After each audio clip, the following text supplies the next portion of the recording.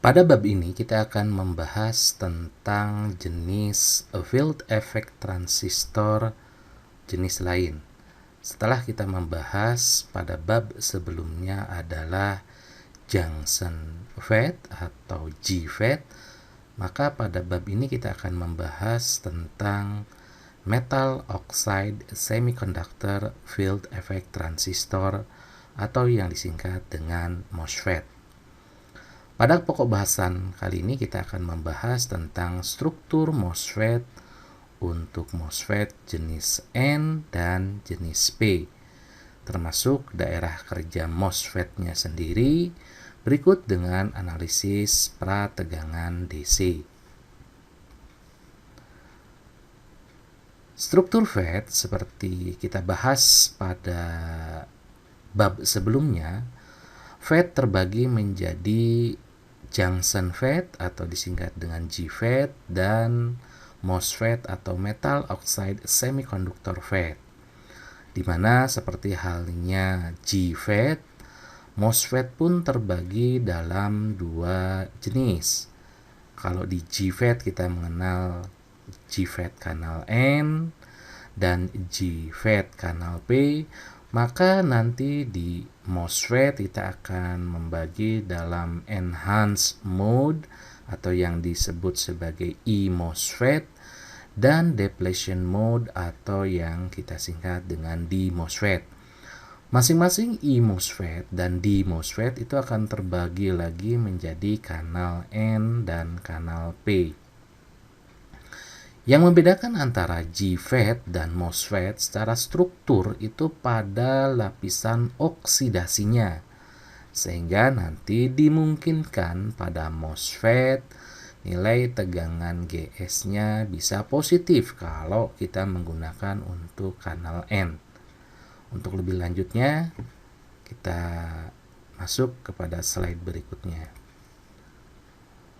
Perbedaan GFET dan MOSFET seperti yang tadi saya awal jelaskan, bahwa yang pertama adalah struktur dan karakteristiknya. Itu yang membedakan. Kemudian yang paling dominan itu adalah lapisan oksidasi pada MOSFET-nya. Sehingga nanti MOSFET bisa tegangannya itu positif kalau kita menggunakan untuk yang kanal N. Kita lihat masuk ke bahasan yang pertama, yaitu MOSFET untuk jenis mode depletion atau yang kita sebut sebagai, kita singkat dengan D-MOSFET. D-MOSFET ini adalah untuk jenis kanal N. Kenapa kanal N? Karena kita lihat bahwa pada bahan tersebut semikonduktor N lebih dominan, sehingga kita sebut ini sebagai kanal N, yang saya ilustrasikan dengan menggunakan gambar warna hijau.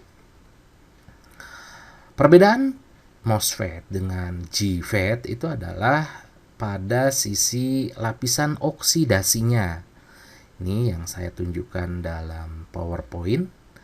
Ini adalah lapisan silikat atau kaca atau SiO2 yang memungkinkan bahwa terminal gate itu tidak langsung tersambung ke besar daripada sambungan atau semikonduktor N. Jadi ada semacam sekat yang terpisah.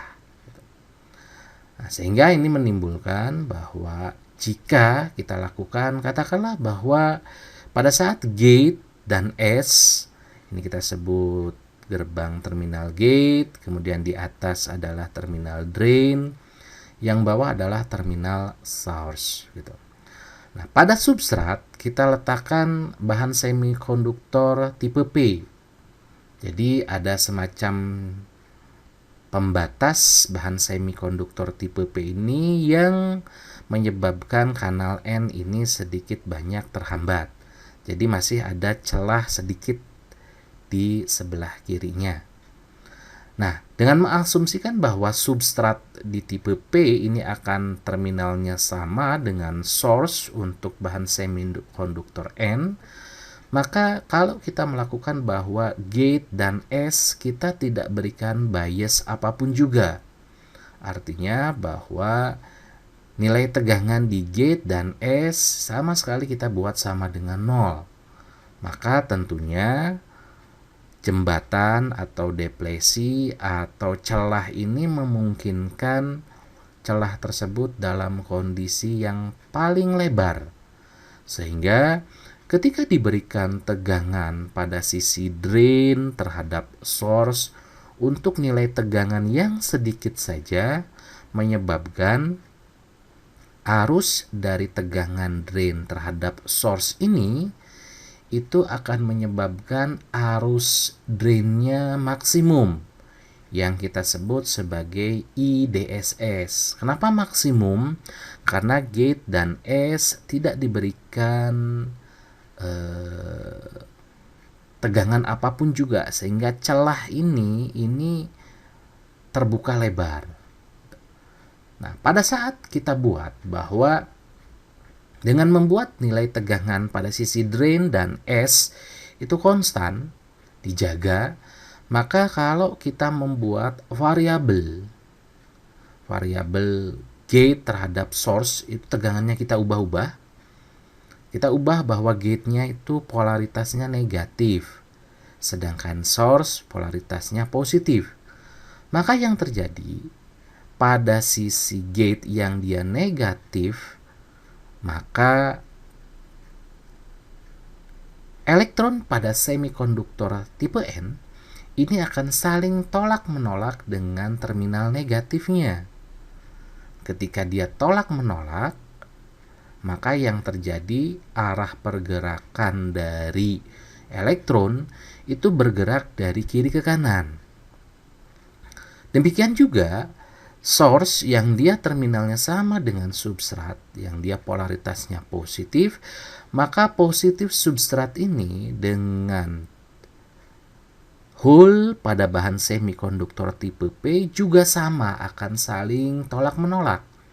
Sehingga yang terjadi arah pergerakan hole-nya lebih dominan ke arah sebelah kiri.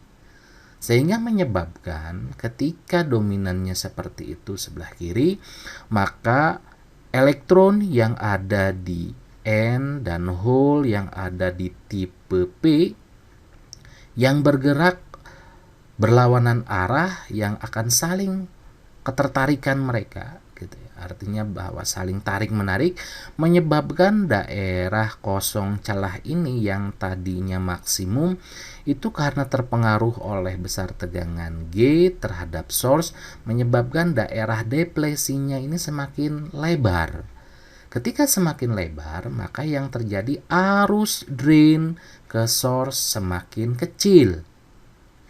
Hal ini akan mengakibatkan bahwa walaupun tegangan GDS-nya kita perbesar karena ada daerah deplesi, maka arus yang mengalir semakin sempit. Apalagi kalau ditambahkan nilai gate terhadap S-nya lebih negatif lagi. Maka yang terjadi lama-kelamaan daerah ini tertutup, terkunci sehingga tidak mengakibatkan arus drain terhadap source itu mengalir. Berbeda lagi jika kalau gate terhadap source-nya itu kita berikan polaritas yang berlawanan. Di mana gate kita berikan polaritas positif, source kita berikan polaritas negatif. Dengan analogi yang sama seperti tadi, maka yang terjadi elektron pada N akan saling tarik-menarik dengan gate yang polaritasnya positif. Ini mengakibatkan bahwa pergerakan elektron ke sebelah kiri. Demikian juga source yang yang negatif itu akan sama dengan substratnya yang negatif, sehingga hole pada tipe P akan saling tarik-menarik dari kiri ke kanan, mengakibatkan daerah deplesinya ini semakin lebar. Sehingga diambil kesimpulan bahwa kalau gate dan S-nya semakin positif lebih tinggi, arus drain terhadap source-nya akan semakin mengalir lebih besar kembali. Kita lanjutkan pada kurva karakteristik untuk depletion mode untuk kanal N.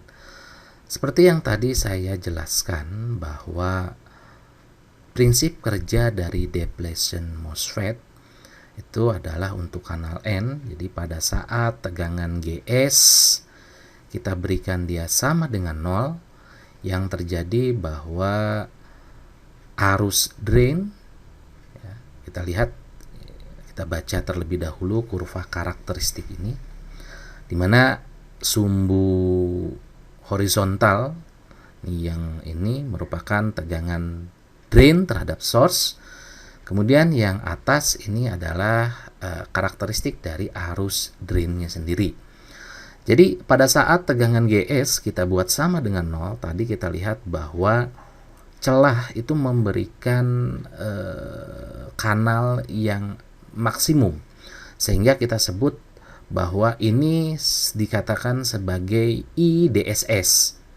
Ya, IDSS artinya bahwa ini adalah pada saat GS sama dengan 0, ini menyebabkan arus drain yang lewat merupakan arus drain yang maksimum. Nah, itu disebut sebagai IDSS. Jadi dalam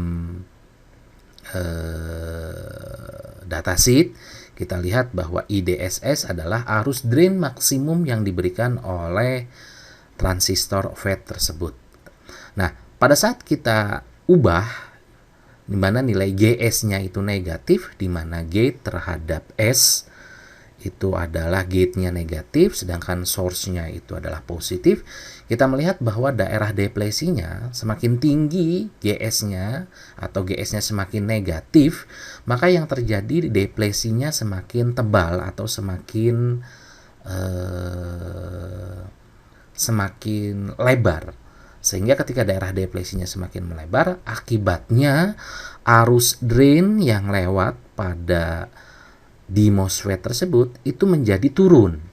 Sehingga nanti pada saat lama-kelamaan akan menyebabkan ketika GS-nya itu kita peroleh dengan nilai tegangan GS yang negatif, ini akan menyebabkan arus drainnya tidak ada yang lewat sama sekali, atau kita sebut sebagai arus drain yang sama dengan 0. Nilai tegangan GS yang menyebabkan arus drainnya sama dengan 0 itu kita sebut dengan tegangan threshold atau PGS off.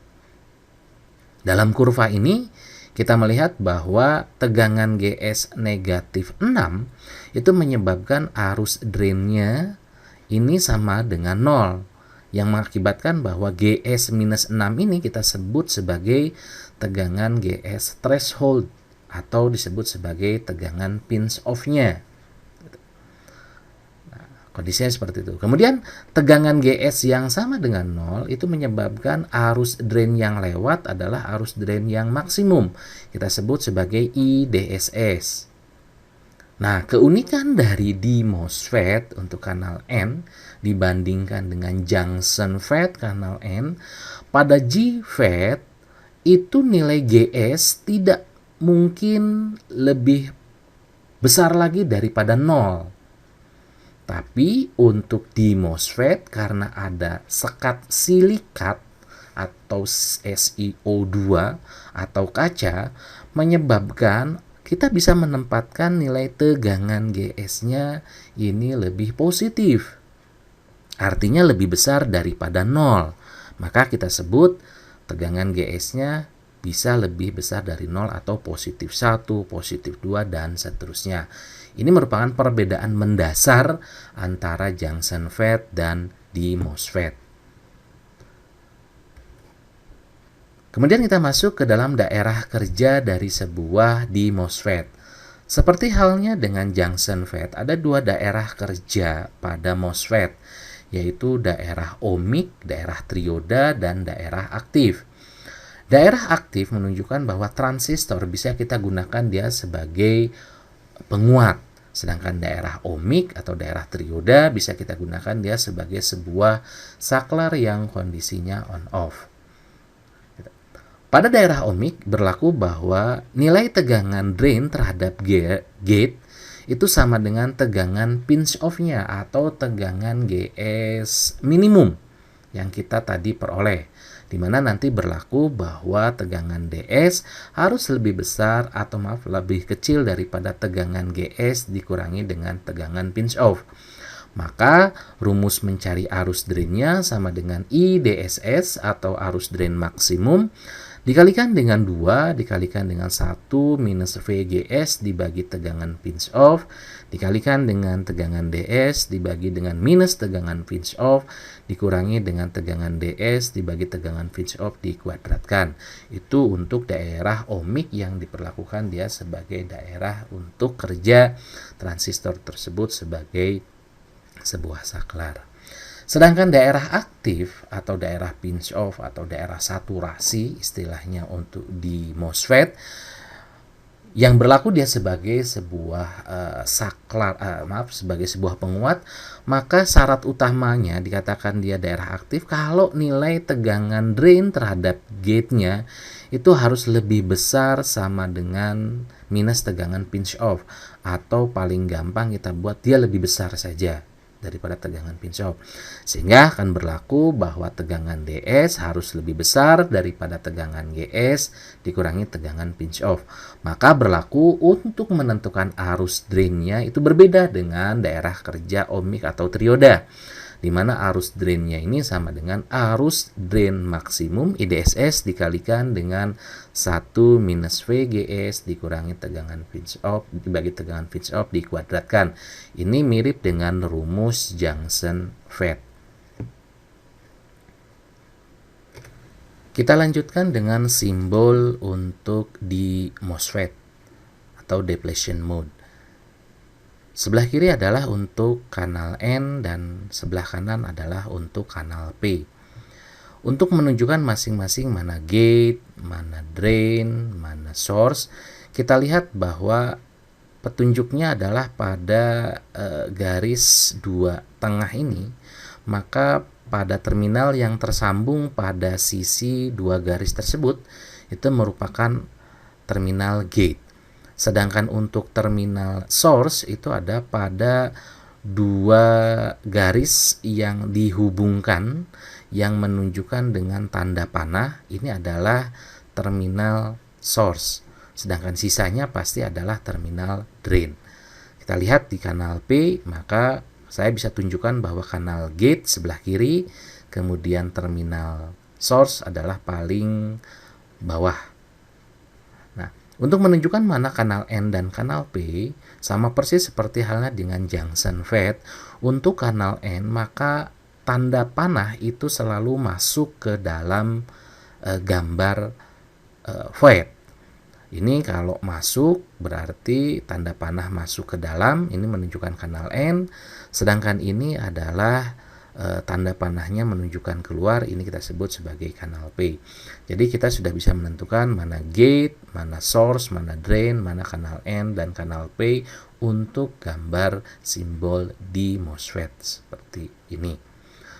Nah, kita melihat kurva perbandingan antara